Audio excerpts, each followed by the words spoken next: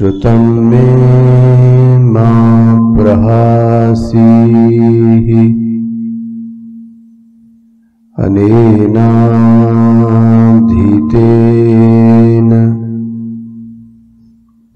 अहोरात्रान् सन्दधामि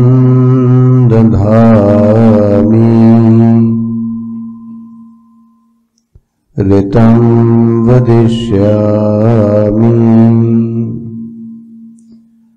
सत्यं वदिष्यामि तन्मामवतु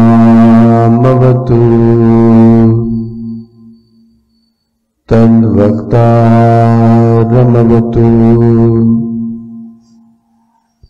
अवतु माम्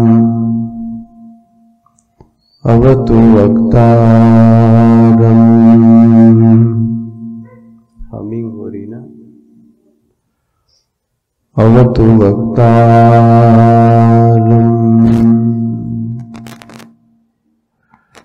ओम शांति शांति शांति।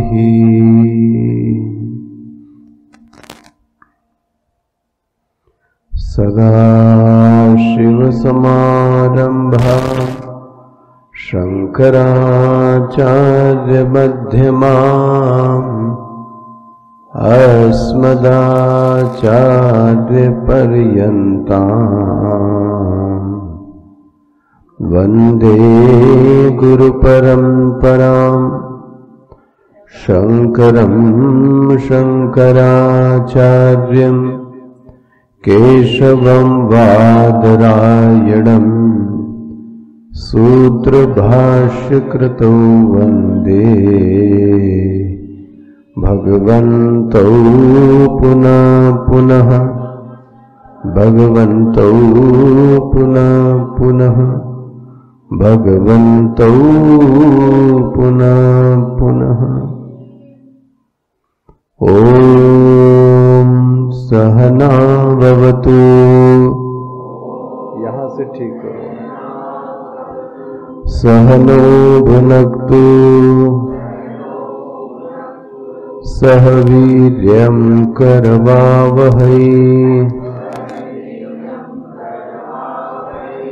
तेजस्विनावधीतमस्तु मा विद्विषावहै।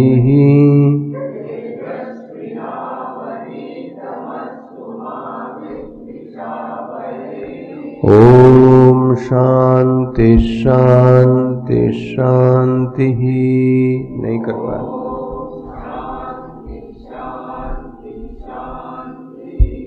इसकी सेटिंग करनी पड़ेगी आपको। हमिंग हो रही है।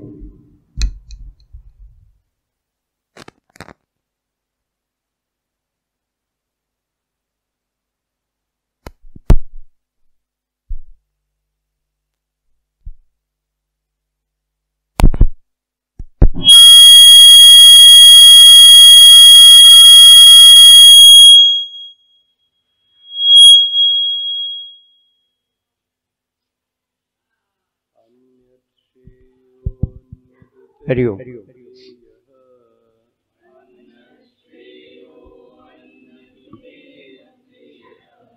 ते उभे नानार्थे पुरुषगंसिनीतः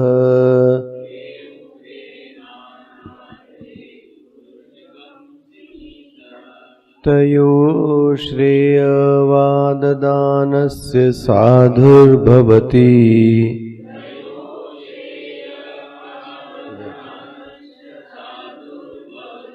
हीयते अर्थाद्यौ प्रेयो वृणीते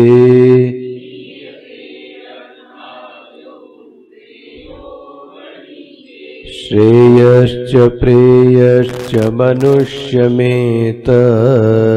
और तौ संपरीत्य विनिनक्ति धीरः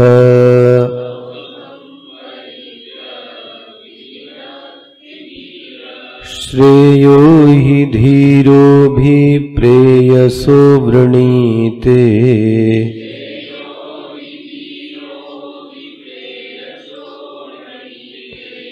श्रेयो मंदो योगक्षेमाद् वृणीते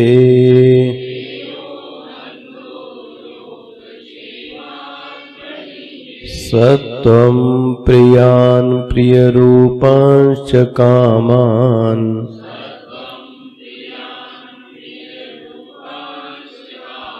अभिध्यायन्न नचिकेतोऽत्यस्राक्षीः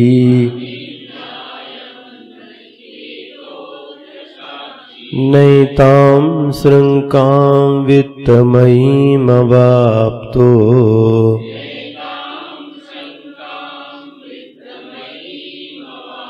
यस्यां मज्जन्ति बहवो मनुष्याः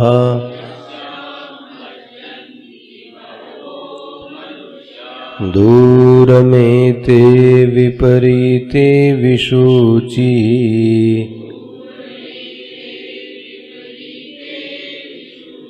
अविद्याया च विद्येति ज्ञाता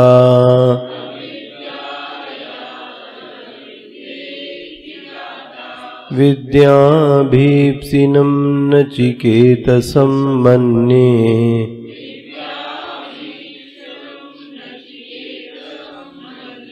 न त्वं कामा बहवो लोलुपन्त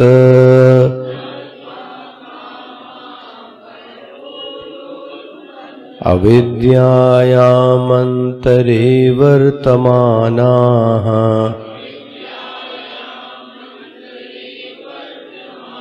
स्वयं धीराः पंडितं मन्यमानाः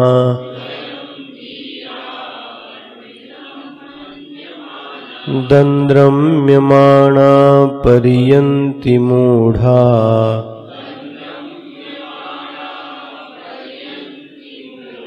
अन्धेनैव नीयमाना यथान्धाः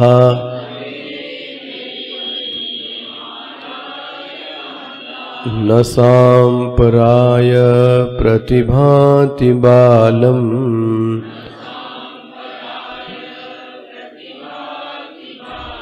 प्रमाद्यन्तं वित्तमोहेन मूढम्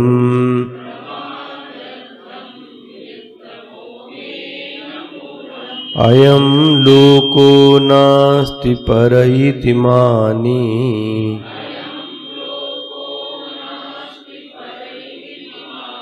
पुनर्पुनर्वशमापद्यते मे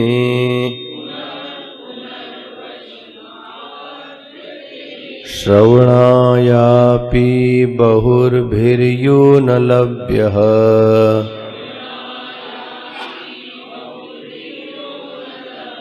शृण्वन्तोऽपि बहवो यं न विद्युः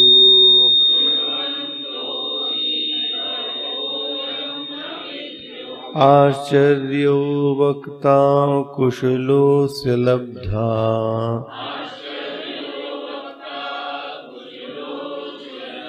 आश्चर्यो ज्ञाता कुशलानुशिष्टः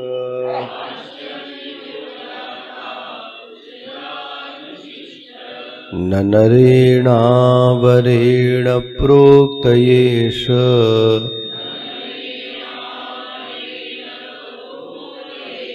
सुविज्ञेयो बहुधा चिन्त्यमानः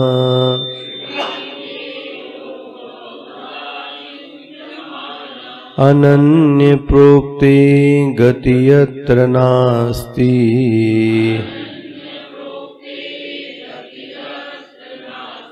अणीयान्यतर्क्यं बणो प्रमाणात्। पीछे कम करके आगे का बढ़ाना। न नरेणावरेण प्रोक्त एष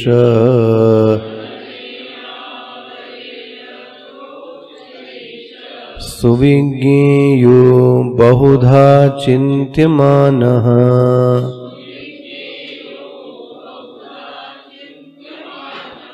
अनन्य प्रोक्ते गति यत्र नास्ति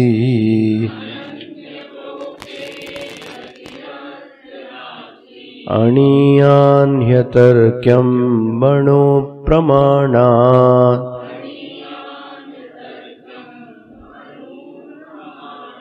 अणीयान्ह्यतर्क्यं मनो प्रमाणात्।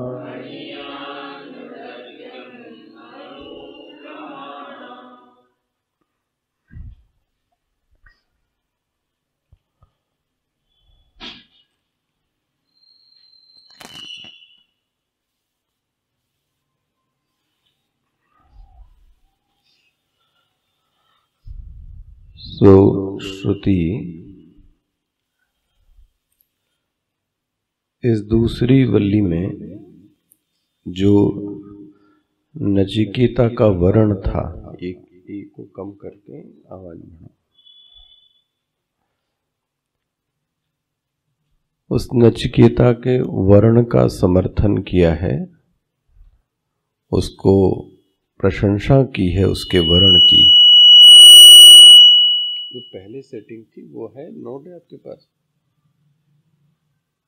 उससे मिला लो अगर कहीं नोट है तो लिखिए, कहीं खोलो, पहले पन्ना खोलो।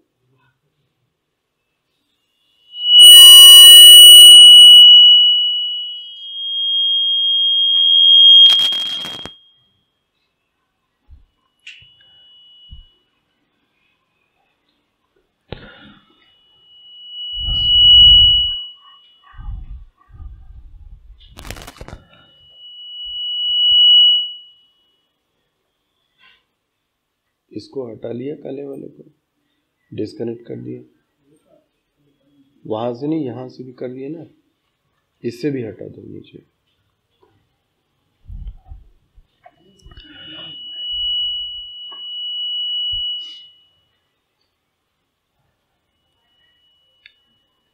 समर्थन के साथ साथ ये कैसी आवाज आ रही है, कहाँ भी जा रही है?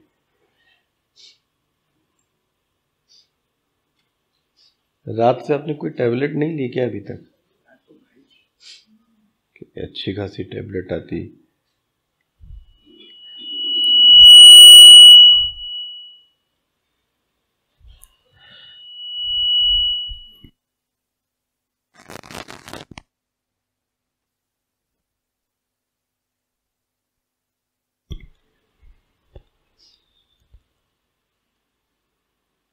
लेकिन इस वल्ली में कहाँ गूंज रही आवाज? ई को सोनी जी आके इसको ठीक करो, या क्या आवाज गूंज रही, बाहर जा रही है कहाँ का?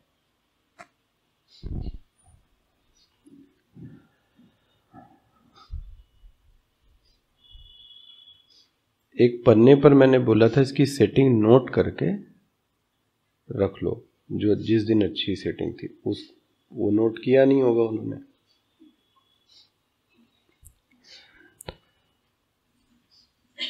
उस दूसरी वल्ली में साधक को और साधना के गहरे संकेत और सूत्र भी दिए हैं। पहले टेम्पल का बंद कर दो, फिर धीमे से चालू करो। तो दो चीजें हैं, हमारा वाला चालू कर देते प्रभु स्पीकर।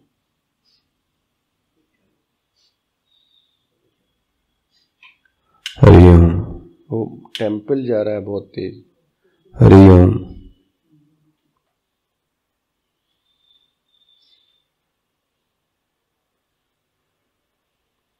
अब चालू करो टेम्पल। हरिओम। ये वहां का ज्यादा कर दिया होगा, टेम्पल का, इसलिए आवाज आ रही है। तो वल्ली में समर्थन के अलावा थोड़ा इको दो, साधना संबंधी सूत्र भी भगवान ने दिए हैं। दोनों तरफ हमारी क्या होनी चाहिए? निगाह होनी चाहिए। एक बार संक्षेप में उसको चित्त में ले आए और इस श्लोक से उसको कनेक्ट करें। जो साधना संबंधी सूत्र है, जो जीवन में लाने वाली चीज है, वो ये है। एक बात तो श्रुति बड़ा स्पष्ट करती है, आत्मज्ञान उसी के चित्त में आ सकता है जिसने आत्मज्ञान का वर्ण किया होवे। मोटा मोटा सूत्र है। जिसके जीवन में आत्मज्ञान का वर्ण ही नहीं है, वर्ण का मतलब यह हुआ कि उसके जीवन का उद्देश्य प्रायोरिटी ही नहीं है। तो बोले बिना प्रायोरिटी के भी कोई सुन सकता है क्या? हां, सुन सकता है। वह इसलिए सुन रहा है कि टाइम पास हो जाए, वो इसलिए सुन रहा है कि विद्वान बन जाए, वो इसलिए सुन रहा है कि मैं किसी को प्रभावित कर लूं, वो ये सुनना चाह रहा है कि सभी उपनिषद मुझे पता है। ये वर्ण नहीं हुआ, ये वर्ण नहीं हुआ। वर्ण आत्मज्ञान का ऐसा होवे कि यह जो ज्ञान है वह मेरे चित्त में, मेरे व्यक्तित्व में पूरा का पूरा घुल मिल जावे। जो बोध और व्यक्तित्व है वो दो अलग अलग चीज न रह जाए। जो मेरा व्यक्तित्व है वह बोध को स्पष्ट करे कि यह मेरा बोध है। जैसा ज्ञान, जैसा बोध जब वह व्यक्तित्व में दिखता है तो फिर उसने उस चीज का वर्ण किया है। बौद्धिक वर्ण ना होवे, मैं ये कहना चाहता हूं। तो पहली एक मोटा सा सूत्र ये दिया श्रुति ने कि जिसने आत्मज्ञान का वर्ण नहीं किया उस साधक को आत्मज्ञान कतई नहीं मिल सकता। अच्छा, फिर मनन करें कि एक साधक है जो वर्ण करना चाहता है, तो वर्ण करने में जो बाधक तत्व हैं, आत्मज्ञान के वर्ण में जो बाधक तत्व हैं, उनका श्रुति ने बहुत सुंदर से संपादन किया। उस बाधक तत्व में जो सबसे पहला एक जो बाधक तत्व है वो ये है विवेक की मंदता। विवेक में दम नहीं होना, विवेक में बल नहीं होना, विवेक का न्यून होना। बोले ये विवेक की न्यूनता अर्थ का क्या हुआ? जीवन में विवेक न होने के कारण उसको प्रेम मार्ग से वैराग्य नहीं हो पाता। बना? मैं देखो, वैराग्य का जो हेतु है वह विवेक है। कहीं से भी वैराग्य का हेतु विवेक है। अब यह इस श्रेय मार्ग में ये नहीं आ पा रहा है, प्रेय मार्ग को नहीं छोड़ पा रहा है, इसका मतलब ये पक्का हुआ कि इस साधक के अंदर वैराग्य की कमी है, तभी वो इस मार्ग में नहीं आ पा रहा है। अच्छा, फिर से प्रश्न होगा, वैराग्य की कमी क्यों है? क्योंकि विवेक का अभाव। इसलिए कहा गया कि विवेक के अभाव के कारण प्रेय से इसका वैराग्य नहीं हो पाता। इसकी जो दुराशा है, जो आशा है, वो टूटती नहीं है। किससे? प्रेय मार्ग से। दुराशा या आशा मतलब हुआ कि कितना भी साधना कर ले, कितना भी सुन ले, अभी भी जो इसकी आशा है वो वहीं से बंधी हुई है। इसी को मैं कह रहा था मोघाशा, इसी को कह रहा हूं दुराशा। जो चीज जहां पर है नहीं उसको वहां पर देखना, ऐसी आशा को क्या कहेंगे? मोघाशा, दुराशा। रामचरितमानस में शूर्पणखा को दुराशा कहा गया। वो अपने पति का वर्ण वहां कर रही है जहां वो है नहीं, जिसके लायक वो है नहीं, उसका वो वर्ण कर रही है, तो क्या कहोगे आप? मोघाशा है, व्यर्थ की इच्छा है। तो इसका इतनी आसक्ति है कि इस मार्ग से उसकी जो मोघाशा है, वह जो आशा है, वो टूटती नहीं, और दुराशा टूटती नहीं, इसलिए इसका जो मोह है वो भंग नहीं हो पाता। मेरे ख्याल है ये अब आपके चित्त में पूरा जो इतने दिन हमने 6-7 दिन चर्चा की, वो एक पैराग्राफ में आ गया होगा। वर्ण के न कर पाने का एक जो श्रुति ने पहला हेतु दिया है, वह है विवेक की मंदता। विवेक की मंदता का अर्थ हुआ कि विवेक के अभाव के कारण प्रेम से वैराग्य नहीं हो पाता। इसका मतलब हुआ कि वैराग्य नहीं हो पाया तो वहां दुराशा इसकी बनी हुई है, मोघाशा इसकी बनी हुई है, कितना भी कर ले सुन ले वो छूटता नहीं। तो अगर ऐसा हो तो आप ध्यान रख लेना, सीधी सी चीज है, विवेक का अभाव है। और उसके भी कारण हो सकते हैं, विवेक के अभाव के भी, वो चर्चा कर लेंगे। लेकिन एक तो पक्की बात है कि श्रुति ने बोला विवेक का अभाव, इसी को विवेक की मंदता शब्द से मैं कह रहा हूं। अच्छा, इसको और देख लो। कई बार जन व्यवहार में, लोक में सुनने में ये आता है कि यह जो विवेक है, ये उम्र बढ़ने के साथ विवेक आ जाएगा। तो ये भी दुराशा है।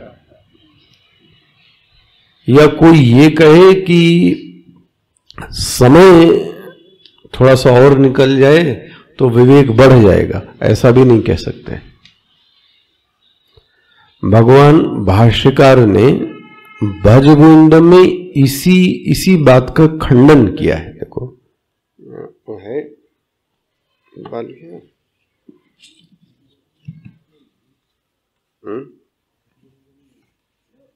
ये 1 मिनट इसमें होना चाहिए। नहीं, पार्ट 2 है ना भाई, ये पार्ट 1 है ना, पार्ट 2 का है। किसी के पास पार्ट 2 है या?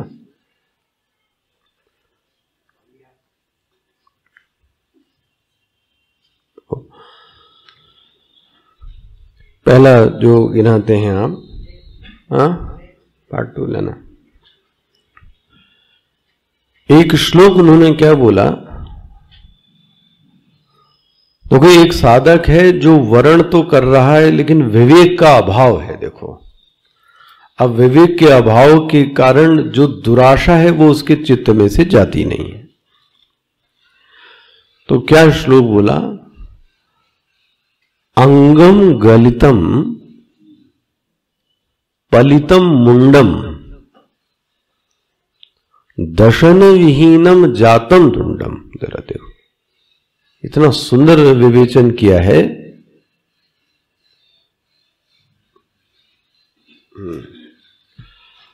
अंगम गलितम, अब लोग बोलते हैं कि उम्र बढ़ने के साथ साथ क्या हो सकती है, मैच्योरिटी आ सकती है।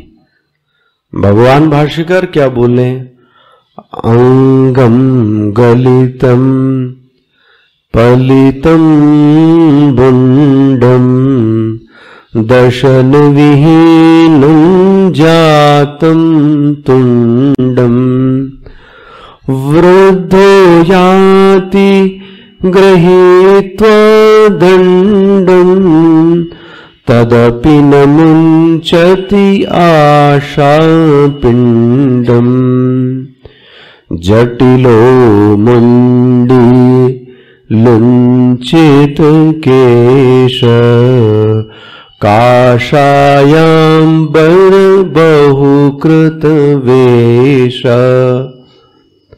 क्या क्या नहीं कर लिया इसने। अंगम गलितम, मतलब उम्र बढ़ी तो जो शरीर के अंग थे वो गल गए। पलितम मुंडम,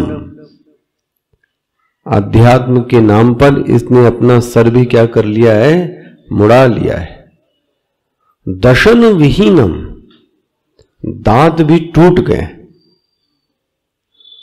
और चल नहीं पाता।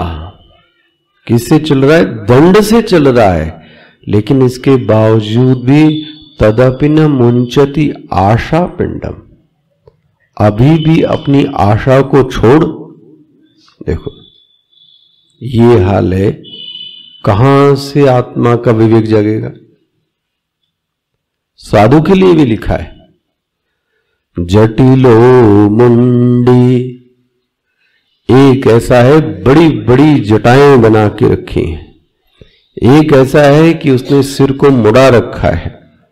काषाय अंबर, शरीर पे जो वस्त्र पहना है कैसा है, वो कषाय वस्त्र पहना है।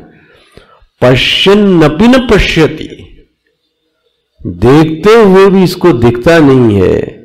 क्यों, इसका दिमाग किस में लगा रहता है, उदर निमित्त बहुकृत वेशा, किसी तरीके से पेट भर जाए ये। तो ये जो सब, ये जो शरीर का जो नक्शा बदला, चंदन टीका, वस्त्र, दंड कमंडल, ये किस लिए, उदर निमित्तम, उदर निमित्तम। और नहीं हुआ तो अग्रे वन्नी पृष्ठे भानु, रात्रु चुबुक समर्पित जानु,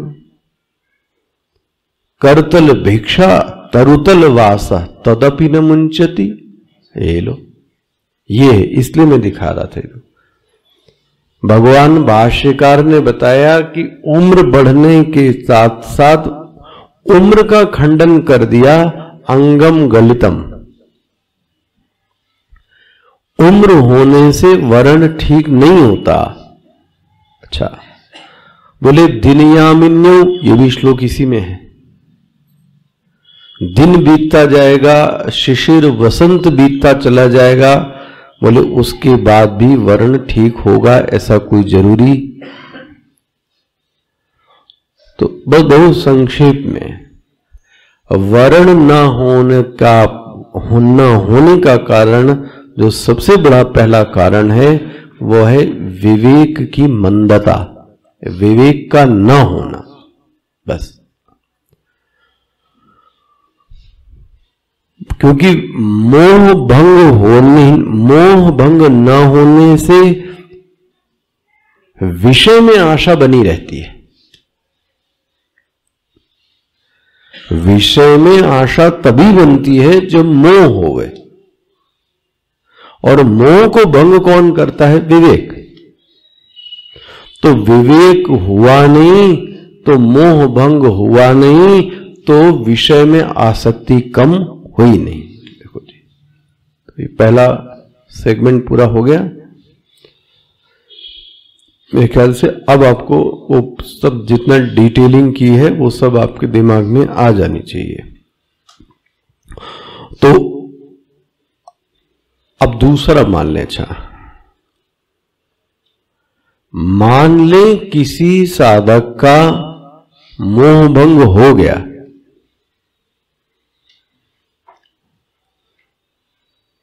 मोह भंग हो गया, लेकिन वर्ण नहीं हो पाया। तो कैसी बीच की स्थिति, मोह भंग हो गया लेकिन आत्मा का वर्ण नहीं है। बोलते हैं उसका कारण है उसके चित्त में योग और क्षेम का बहुत दबाव है। वाह, उसके चित्त में योग और क्षेम का बहुत बड़ा दबाव है। बहुत सारी चीजें उसको प्राप्त करनी है, बहुत सारी चीजों का उसको रक्षण करना है। इतना चित्त में भरा हुआ है कि आत्मा के लिए कोई जगह अब बाकी नहीं, कोई समय बाकी नहीं। पूरा दिन चला जाता है किसमें, ऐसी योगक्षेम के। आप अपना देख लो, जो अप्राप्त है उसको प्राप्त करना है, जो प्राप्त है उसको रक्षण करना है। पूरा का पूरा समय इसमें ही क्या हो गया, चला गया, हो गया। तो वर्ण में दो बाधक तत्व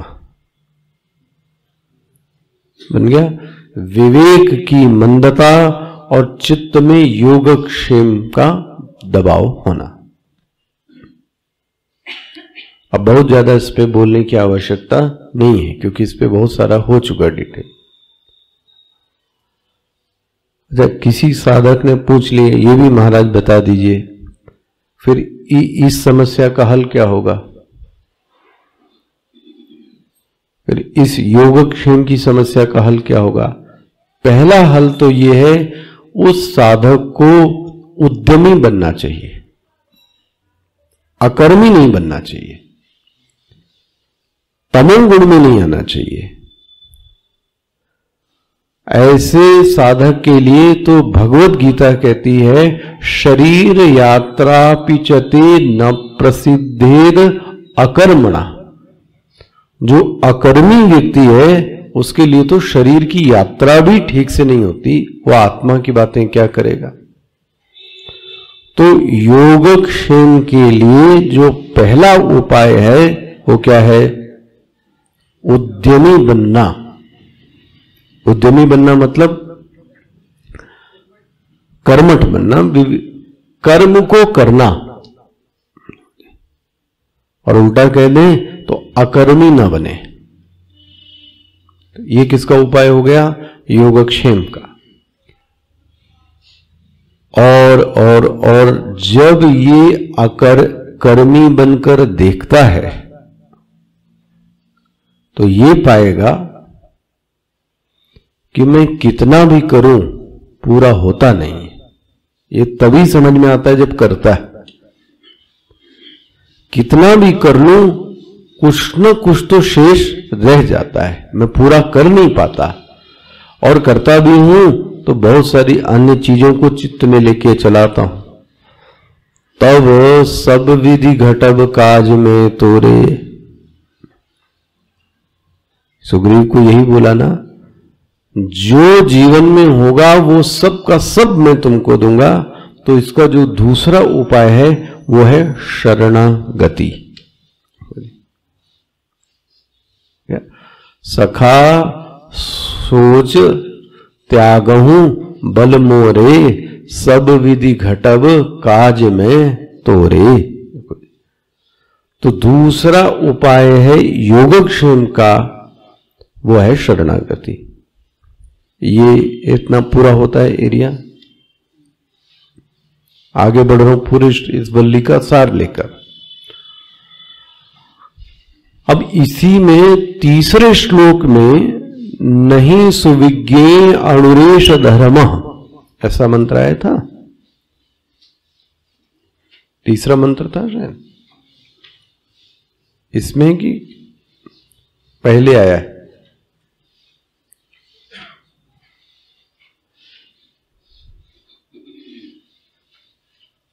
ये कहां से आया है, न सुविज्ञेय में अणुरेश धर्म।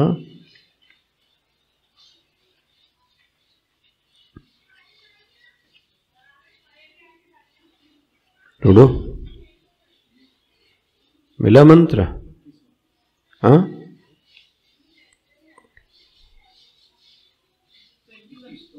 20। ये जो तुमने पूछा है ये इतना आसान नहीं नचिकेता। देवैरत्रापि विचिकित्सितम, जो तुमने पूछा है ये देवताओं की भी बुद्धि में आने वाला नहीं है, उनके लिए भी दुर्लभ है। किसके लिए? देवताओं के लिए। तो मनुष्यों के लिए क्या कहा जाए? ओहो, तो बहुत दुर्लभ है। क्या चीज? बोले जो तुमने पूछा है। क्या पूछा है? येयम प्रेति विचिकित्सा, ये जो तुमने पूछा है ये तो बहुत दुर्लभ है। और उसी दुर्लभता को श्रुति आपके 7वें मंत्र में बता रही है, जिसपे हमारी आपकी चर्चा हो रही थी। आगे इसका संगति कैसे लगती है दोनों की? क्या दुर्लभता है? श्रवणायापि बहुर्भर्यो न लभ्य। यह जो नचिकेता, जो आत्मज्ञान है, यह श्रवण को ही नहीं मिल पाता। श्रवण को नहीं मिल पाता मतलब हुआ कि प्रमाण व्यापार की क्रिया ही नहीं हो पाती।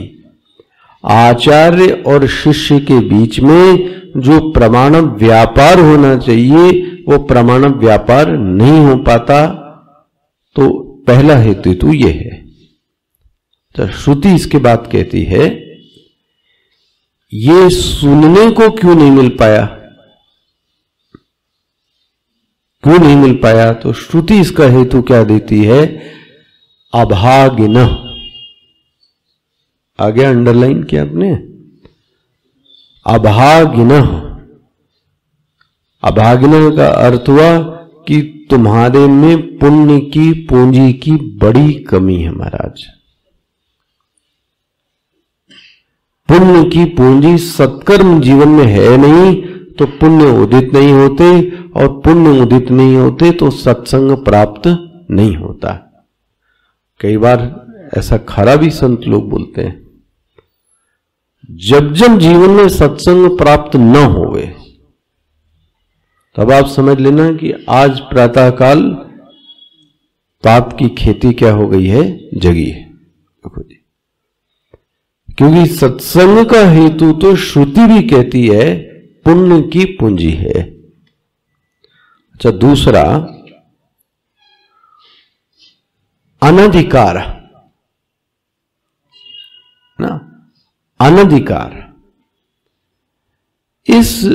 ये व्यक्ति इस योग्य नहीं है।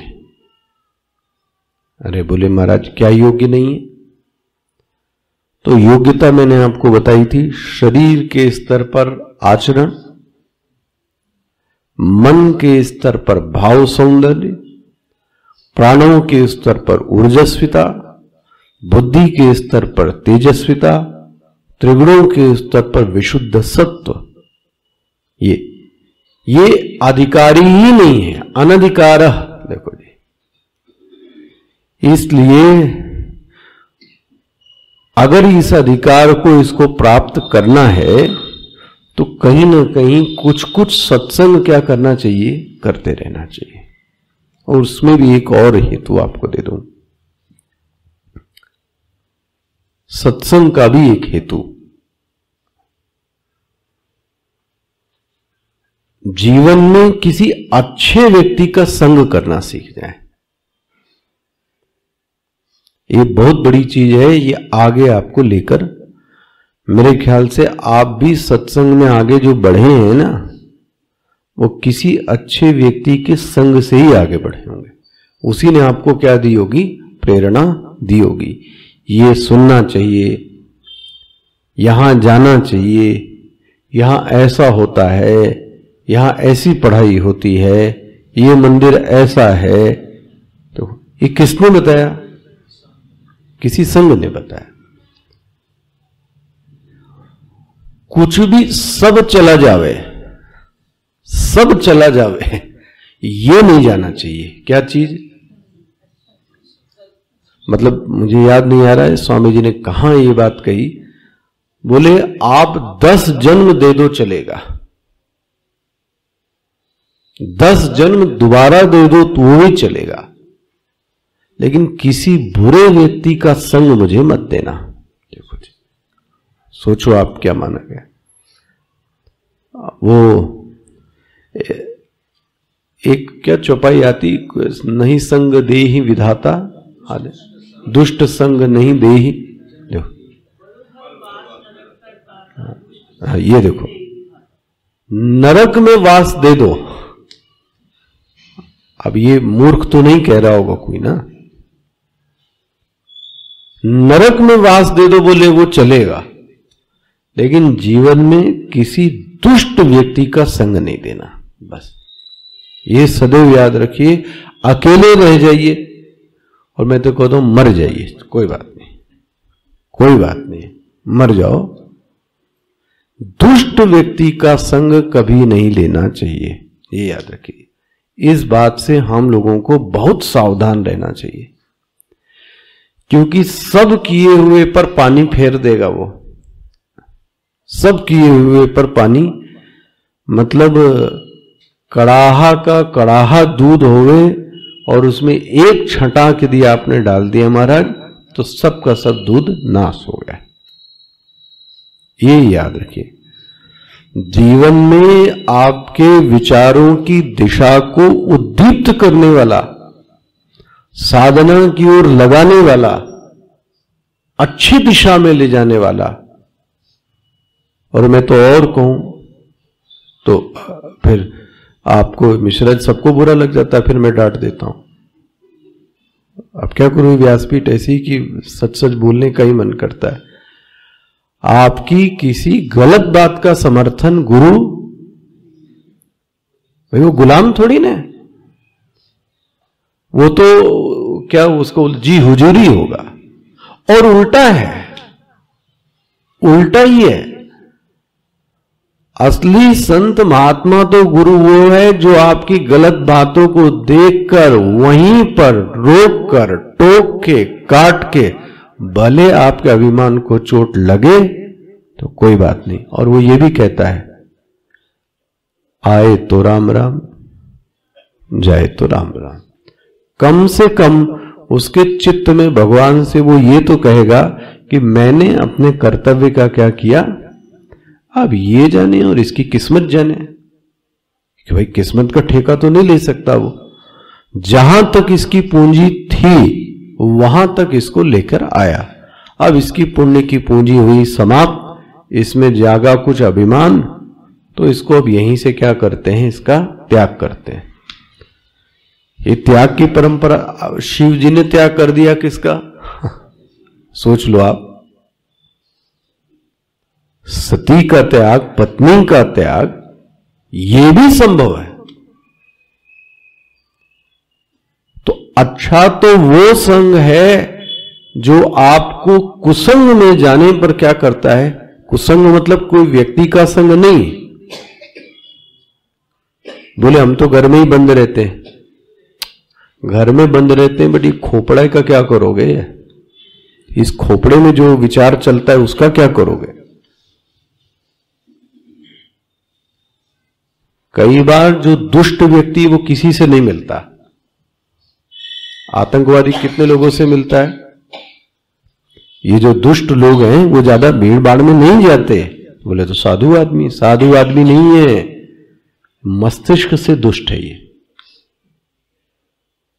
क्योंकि वो बैठे बैठे उसके चित्त में खुरापात चलती है, और ये खुरापात ही उसको ये इसका जो नाश का मार्ग बनाती है, वही। तो कोई मिला तो नहीं, संग किसका हुआ पता है, ये अपनी बुद्धि का। ये इसलिए बड़ा सतर्क रहना चाहिए। इसलिए जो चौपाई माता जी कह रही, नरकवास दे दो, नरकवास मिल जाए चलेगा, लेकिन दुष्ट संग नहीं दे। हे भगवान, मेरे जीवन में किसी दुष्ट व्यक्ति का संग, कुसंग मत दे देना। और अगर अच्छा संग मिल गया और वास्तव में वो अच्छा संग है, तो हमारे स्वामी जी गुरु जी तो यही बोलते थे, ये तो दूसरा वाला सुधर जाएगा या तो वो व्यक्ति वहां से हट जाएगा। यही तो हो सकता है, तीसरा और क्या होगा। सोच के देखना है। इसलिए इसका संग अच्छा बना रहे तो धीरे धीरे ये भी चीजें क्या होती हैं, फिर सुधर जाती हैं। फिर तो ट्रैक पे आएगा ही आएगा। 2 दिन गड़बड़ रहेगा, 3 दिन रहेगा, अच्छा संग मिलेगा, एक जन्म गड़बड़ रहेगा। नारद जी का क्या हुआ, हाँ, सुधर जाए तब। बट आजकल के जो सट है बहुत मॉडर्न है, वो सत्संगति लेना नहीं चाहते, क्योंकि वो अभिमान पे क्या पड़ती है, चोट। तो वो क्या कहता है कि इस सत्संगी व्यक्ति को ही छोड़ दो, खत्म कर दो। वो यदि लगा रहे उसके पीछे पीछे पीछे, तो संत हृदय नवनीत समान है। तो इसलिए ये याद रख लेना चाहिए, ये जो संग है ये हमको कहां से कहां की ओर पतन भी कर सकता है। हाँ, और आपको नारद जी जैसा व्यक्ति जिसको आप पुराणों में इतनी प्रशंसा करते हैं, एक दासी का पुत्र होके वो सत्संग कर का परिणाम क्या हुआ कि कौन सी देवर्षि की भी उपाधि इनको क्या हो गई, सिर्फ सत्संग। सोई जानो सत्संग प्रभाव, मति गति कीरति भूति भलाई। अभी इसको और सुनिएगा, ये क्या नहीं दे सकता? मति गति कीरति भूति भलाई, क्या चाहिए? इसलिए सभी संगों की एक किसी दुष्ट व्यक्ति का संग, वरना वो मार्ग में भी क्या कर देगा और आपको च्युत कर देगा। तो फिर विवेक कहां से जागृत होगा? तो ये मैंने जो व्याख्या की, पहले श्रवणायपि बहुर्भिर्यो न लभ्या, इस पे भी आप लोग बना रहे निबंध बना लीजिएगा लोहिया जी। इतना ना एकदम एट अ ग्लांस आपको एक बार देखने में मिल जाए बस कि क्या क्या हेतु कहे गए, फिर तो आदमी के दिमाग में आ जाएगा। अच्छा, दूसरा, शृण्वन्तो अपि बहवो यम न विद्यो, सुनने के बावजूद इसको ज्ञान नहीं होता। अब इसका हेतु क्या होगा?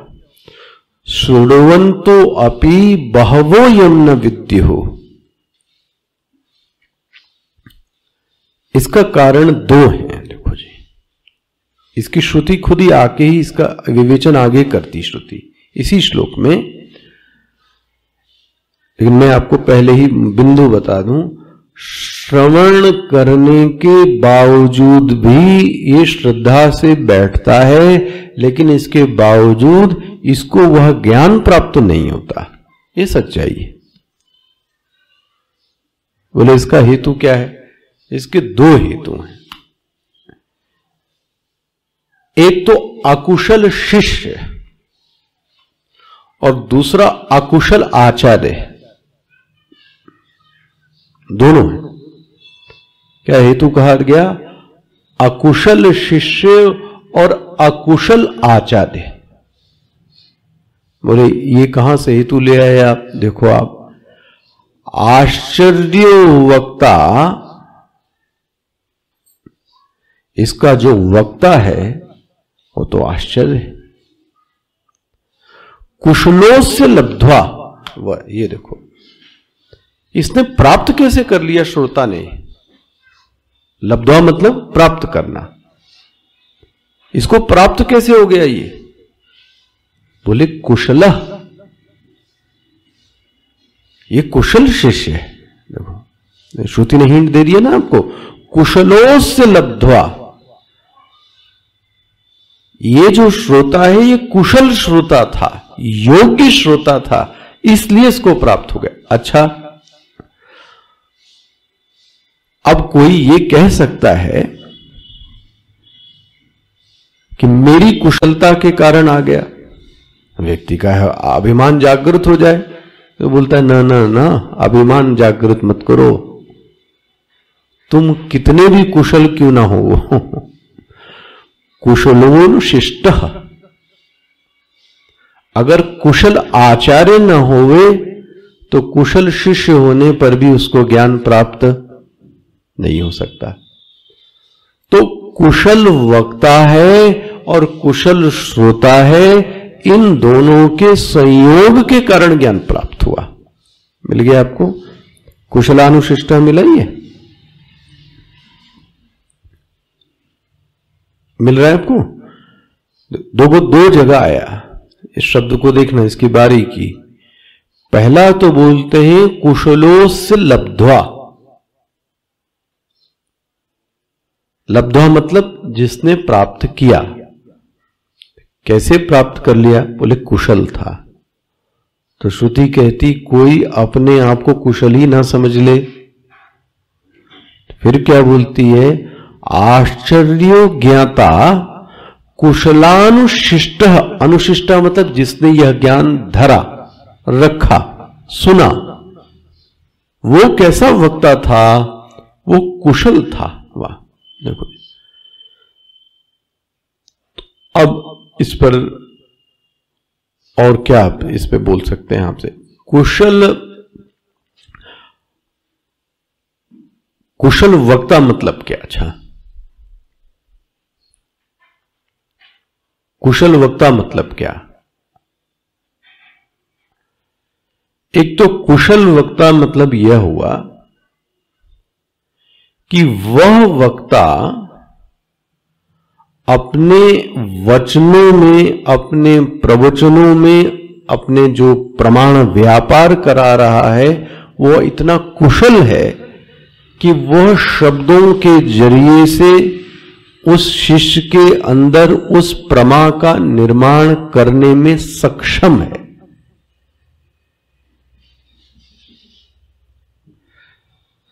जरूरी नहीं है कि जो ज्ञानी हो वो कुशल वक्ता होवे।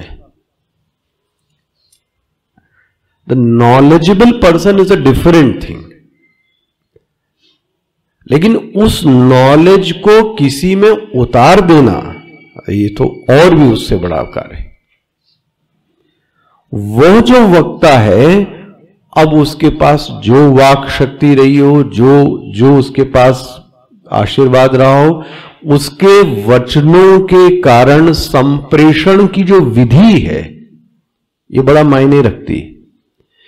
किस समय किन शब्दों का प्रयोग किया जावे।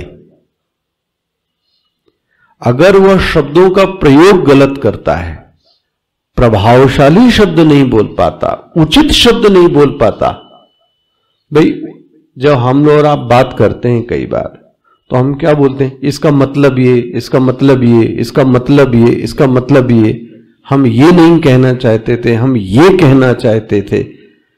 जब ये व्यक्ति आपको 2 बार ये बोले, तो आप ये समझ जाना कि ये कुशल वक्ता नहीं है। Sorry, reject, reject. ये वक्ता के श्रेणी में नहीं आ सकता। आप बार बार आई मीन नहीं कह सकते कि मेरा ये मतलब है, मेरा ये। आपको एक प्रॉपर समय दिया गया और आपसे कहा गया कि आप अपने विचारों को व्यक्त कीजिए। तो उल्टा ही आपने ऐसा कुछ बोला कि जो भ्रम था वो और बढ़ गया। एक तो वैसे ही वो डूबा पड़ा था भ्रम में। इसका मतलब आपके अंदर वो शक्ति नहीं दी है या नहीं है आपके अंदर। हो गया। दूसरा, कुशल वक्ता वही है, हमारे गुरुजी कहते रहे, जो कुशल श्रोता है।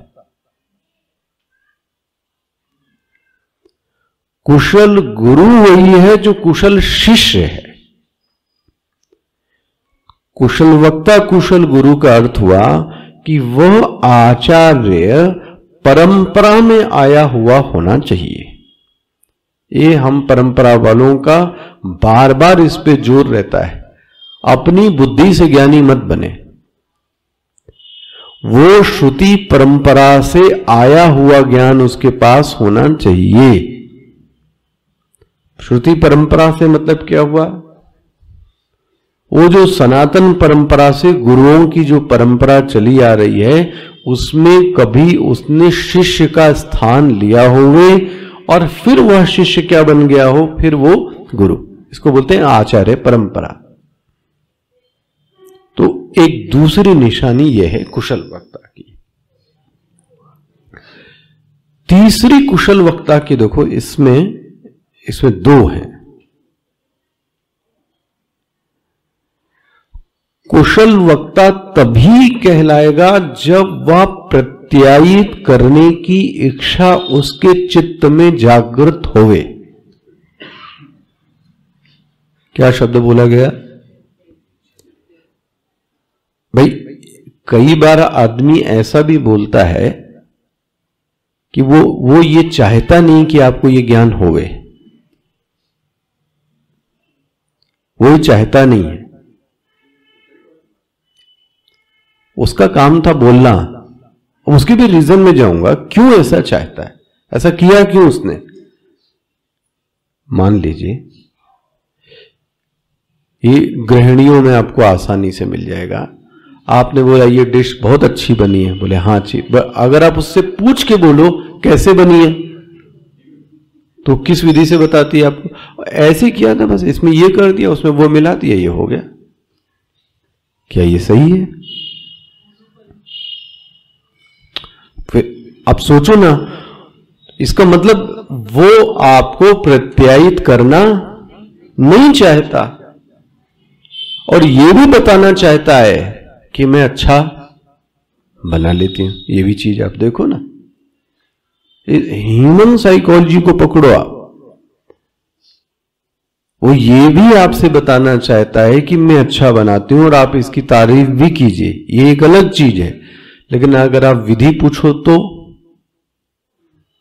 वो नाम के लिए आपको कह देगा, क्योंकि पूछा है इसलिए, सभ्यता है तो बताना।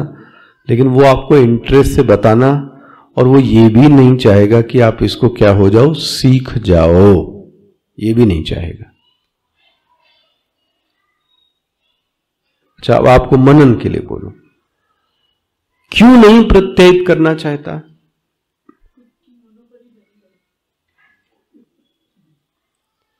अब अगर ऐसा उसका विचार है तो क्या वो कुशल गुरु कहलाने लायक है? मतलब ये तो जो मैंने आपको उदाहरण दिया तो जगत का क्षेत्र है। अब आत्मज्ञान की बात करें, आत्मज्ञान में गुरु ये सोचे कि ये मुझसे बड़ा निकल जाएगा, तो अगर ऐसा सोचता है तो फिर तो गुरु ही नहीं है। मुझे तो ऐसे ही गुरु मिले कि वो और चाहते रहे कि ये हमसे भी ऊंची चीजों में और चीजों में चला जाए।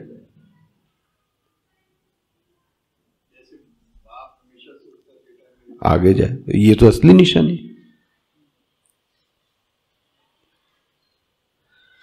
एक बहुत अच्छी चीज है, मैं स्वामी जी ने बताया, आचार्य प्रत्यायित तब नहीं करना नहीं चाहता जब शिष्य का आचरण अशोभनीय होता है। बन गया? हाँ जी, कसर नहीं, बहुत कसर है। कसर हो तो चुरुन ठीक ही कर देता है वो तो। अशोभनीय आचरण, उसके चित्त पे वो राज नहीं करता है। भाई गुरु के चित्त पे शिष्य भी राज करता है। अशोभनीय आचरण देखकर, अशोभनीय व्यवहार देखकर वह जो गुरु है वह अपने आप को रोक लेता है कि मैं इसमें प्रत्यायित नहीं कर पा रहा हूं, कुछ चीजें मुझे रोक रही हैं। क्या रोक रही हैं? अब ये बहुत बड़ा एरिया है। अब मैंने तो एक वाक्य बोला, शिष्य का अशोभनीय आचरण। अब आप इसमें खूब सोच डालिए। शिष्य का अशोभनीय आचरण बहुत बड़ा विषय है। छल है, कपट है, दुराव है, अश्रद्धा है, इंद्रियों पर संयम नहीं है, वाणी में विनम्रता नहीं है, बहुत सारी चीजें दिख सकती हैं। ये तो मैं इसलिए आपको गिना क्योंकि मैं भी अपने गुरु से ऐसा ये देखता था। बट ये भी मैं तो ये भी कह सकता हूं, तो मुझे एकांत में कई बार जो चीज नहीं भी बतानी चाहिए किसी मिशन के बारे में, वो भी चीजें उन्होंने क्या कर दी, बता दी। मैंने एक बार पूछा भी ऐसा कि ये मेरे से इसका क्या, मैं क्यों जानूं ये सब? तो बोले इसको दिमाग में रखना चाहिए, बस दिमाग में रखना चाहिए। मैं चलो आप बहुत ज्यादा, जो मान लीजिए एक हमारे यहाँ के कोई हैं जो बड़ा नाम है किसी स्वामिनी का, बहुत अच्छा प्रवचन कर, हम लोग बड़े उनके फॉलोवर हैं, तो उन्होंने कहा पहले यथार्थ जान लो, यथार्थ जान लो। और हमारा 2 घंटे ले लिया समय, आप लोगों को बाहर कर दिया, एयरपोर्ट से आए थे। आवश्यकता क्या थी? वो हमको शिष्य को बताने की जरूरत नहीं, तो सब सीनियर बड़े लोगों की बात थी भाई। तो गुरु ये भी तो कर सकता है कि जो आपको बताने लायक चीज ना हो वो भी क्या करता है आपको, लो ये भी हवाले, ये भी हवाले, ये भी हवाले। ऐसा कोई ज्ञान ना बचे जो इसके पास मेरे पास होवे और इसके पास ले। ये किस चरित्र के कारण हुआ? क्योंकि वह शिष्य गुरु के चित्त पर राज करता है। प्रत्यायित करने में गुरु को, यदि वो वास्तविक गुरु है, परमार्थ का गुरु है, तो शिष्य का अशोभन आचरण उसको रोकता है। बहुत सारी चीजें हो सकती हो, तो ये इसमें कोई गिनाने की चीज नहीं, तो आप खुद करेंगे तो खुद समझ में आएगी चीजें। बैठना, उठना, बोलना, बात करना, कपट, छल, दुराव, छिपाव, पूरा पारदर्शिता होना, क्योंकि आपने उसका वर्णन किया है ना, फिर तो वहां उससे क्या शर्म, वहां उससे क्या शर्म। ये जब होता है तब गुरु अपने को खोल के शिष्य को क्या करता है, दे देता है। कोई महात्मा दे सकता है आपको, मैं तो क्या, कोई महात्मा, हमने तो पढ़ाया किसी और ने, और भी महात्माओं का प्रेम, वो क्यों बुला के, क्यों कुछ ऐसे करके देगा? मन में यदि कहीं आपके कुछ है, मैं बचा लूं, मैं छिपा लूं, मैं दुरा लूं, ओह, तो फिर तो वो महात्मा है महाराज, सब समष्टि से जुड़ा हुआ ब्रह्मांड उसका खोपड़ा, और जहां उसको क्लिक हो गया बस वो अपने पैर को पीछे हटा लेता है। एक पहली वृत्ति, वक्ता अपने आप को शिष्य में प्रत्यायित करना नहीं चाहता, उसका कारण है शिष्य का अशोभनीय आचरण। एक दूसरा हेतु भी स्वामी जी कहते थे, अशोभनीय आचरण तो नहीं है, बट उन शिष्यों के मुखाकृति को देखकर उसका मन नहीं करता देने का। मुखाकृति मतलब द फेशियल एक्सप्रेशन। इसलिए हम इसके भुक्तभोगी हो चुके हैं महाराज। एक बार किसी हमारे जो आचार्य थे, पढ़ा रहे थे उस समय, किसी बात पर कुछ मुझे हो गया होगा, बातचीत अच्छी नहीं, मतलब वो कुछ मना कर रहे होंगे, हम करना चाह रहे होंगे, यही होगा, मुझे याद नहीं आता वो क्या।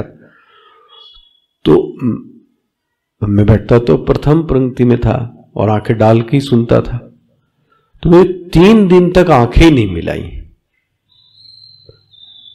गुस्से में। और कर क्या सकते हैं, गुरु को तो सब पता रहता है। 1 दिन वॉच किया, 2 दिन वॉच किया, भाई 1 दिन हो सकता कुछ अपना लिख रहा हो, कुछ तबीयत खराब हो, तो फिर उन्होंने फिर ये बात बताई, यह जो ज्ञान है ये नेत्र से नेत्र में जाता है। ओहो, मुझे लगा कान से जाता है। बोले कान तो ही है। क्यों वक्ता ये कहता है कि सीधे आंख से आंख मिलाकर देखो, तो वो अपने ज्ञान को आपके ज्ञान, आपके नेत्र में ही क्या करता है, नेत्र सब कुछ बोल देता है। नेत्र सब कुछ बोल देता है, नेत्र पकड़ने वाला कोई चाहिए। यदि उसके नेत्रों में ग्राह्य शक्ति नहीं दिखती है, यदि फेशियल एक्सप्रेशन बहुत डाउन है उसके, तो जो आचार्य है उसका भी मनोबल क्या होता है कि मैं किस ब्रह्म ज्ञान को इस चित्त में क्या करूं, डालूं, क्या करूं इसमें डाल के, क्योंकि इसमें दिख नहीं रहा है मुझे कुछ, ये रिसीव नहीं कर सकता इतनी शक्ति को मेरी, तो भी वो अपने ज्ञान को प्रत्यायित नहीं करता। तीसरा हेतु, अगर कहीं उसको ये समझ में आ गया कि ये मेरे इस ज्ञान को मिसयूज करेगा, ये मेरे इस ज्ञान को मिसयूज करेगा तो वो अपने आप को फिर कछुए की भांति क्या करता है, छिपा लेता है। मिसयूज मतलब क्या हुआ?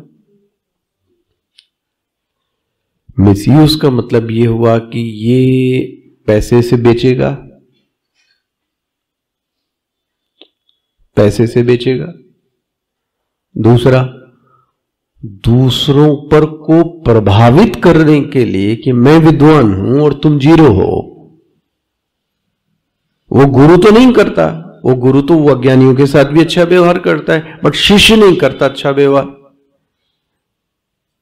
तो उसको लगता है कि ना, ये आपने सुना होगा, ये इसलिए कह रहा हूं, जब आपने ये यजुर्वेद की मैंने आपको बात कही थी, तो वो गुरु ने, वो जो शिष्य थे, परम शिष्य, जो निकटस्थ शिष्य थे, वो अपने अन्य शिष्यों से, जो उनके नीचे के लोग थे, उनसे ठीक से व्यवहार नहीं करते थे। क्यों नहीं करते थे? क्योंकि मैं बोले ज्येष्ठ हूं, मैं तुमसे ज्यादा मैच्योर हूं, और आचरण ठीक नहीं हो रहा था अपने अन्य सहपाठियों के साथ में। उन गुरु ने उस शिष्य से कहा, उल्टी करो और मेरी सब विद्या मुझे वापस करो। ये सुनाया होगा आपको मैंने कहानी तैत्तिरीय उपनिषद में। वो तो फिर यजुर्वेद में दो निकले ना, कृष्ण यजुर्वेद और शुक्ल। और महाराज उसको उल्टी करके बोला, आप भी यहीं इस विद्या को निकालो और यहां से चले जाओ। फिर उस उल्टी को जिसने लिया तो क्या कहलाए, तित्तर। फिर उससे जो शाखा निकली वो निकली तैत्तिरीय। सही? क्यों? क्योंकि उस ज्ञान का देना तो चाह रहा था, प्रत्यायित कर रहा था, लेकिन उसने देखा कि आप उस ज्ञान को प्राप्त करते ही निरंकुश हो रहे हैं, आपका जो आचरण है वो ठीक से नहीं हो रहा है, विद्या ददाति विनयम, ये नहीं हो रहा है, तो उसने अपने प्रत्यायित करने को क्या कर दिया, रोक क्या दिया। उसके बाद तो विद्या ही वापस ले ली। ले, अब विद्या वापस ले ली, क्या हुआ, उस विद्या में शक्ति रही नहीं जाएगी। जब आचार्य का संकल्प न हुए तो क्या होगा भाई? आचार्य कहते नहीं, तुम चलो हम तुम्हारे साथ में हैं, मैं तुम्हारे अंतर्यामी के रूप से हूं, मैं तुम्हारे वचनों में हूं, ऐसा संत लोग बोलते हैं। ये क्या है? ये आपके साथ हैं वो। ये किसकी व्याख्या कर रहा था मैं? ये श्रुति में नहीं मिलेगा, आपको याद रखना। कुशलो श्रवण हो जाने के बावजूद ज्ञान क्यों नहीं हुआ? कुशल अकुशल वक्ता और अकुशल श्रोता। अकुशल श्रोता मैंने आपको बताया, अकुशल वक्ता मतलब उसकी जो संप्रेषण की शैली है, उसमें जो वाक्य हैं, जो शब्द हैं, जो कॉमा है, जहां जोर देना है, उसको कुछ पता नहीं। ठीक है? आचार्य परंपरा में आया हुआ नहीं है। कुशल शिष्य कभी बना ही नहीं, तो कुशल वक्ता तो कभी, तो कैसे बनेगा? तीसरा, प्रत्यायित करना नहीं चाहता। अब इसमें सब रीडिंग हो सकती है कि प्रत्यायित क्यों नहीं करना चाहता। तो मैंने बताया, पहला, शिष्य का अशोभनीय आचरण। दूसरा, आपकी स्थिति को देख के लगता नहीं है, फेशियल एक्सप्रेशन को, नेत्रों को देखकर कि यह ज्ञान क्या किया जाए, डाला जाए। और तीसरा, उसको लगता है कि ये ज्ञान का मिसयूज कर रहा है, तो वो ज्ञान अपने आप ही धीरे से क्या करता है, खींच लिया। अब ये पूरा हुआ आपका। इसमें कुछ रह गया आपको एक भी शब्द ऐसा? श्रवणायापि बहुर्भिर्यो न लभ्यः शृण्वन्तोऽपि बहवो यं न विद्युः आश्चर्यो वक्ता कुशलोऽस्य लब्ध्वा आश्चर्यो ज्ञाता कुशलानुशिष्टः। थोड़ा सा ये को बढ़ा। ये कूदना थोड़ा सा। तो ये अभी भी एक पक्ष रह गया। मुझे याद है जो मैंने जाते जाते उस दिन बात कही, रामानुजाचार्य जी इस गुरु शिष्य की परंपरा को ही असंगत अतार्किक मानते हैं। ये विषय रह गया था मेरे ख्याल में, कल देख लेते हैं अपने मामले में।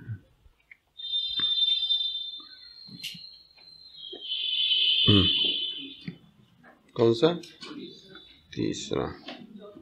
हाँ, चौथा है।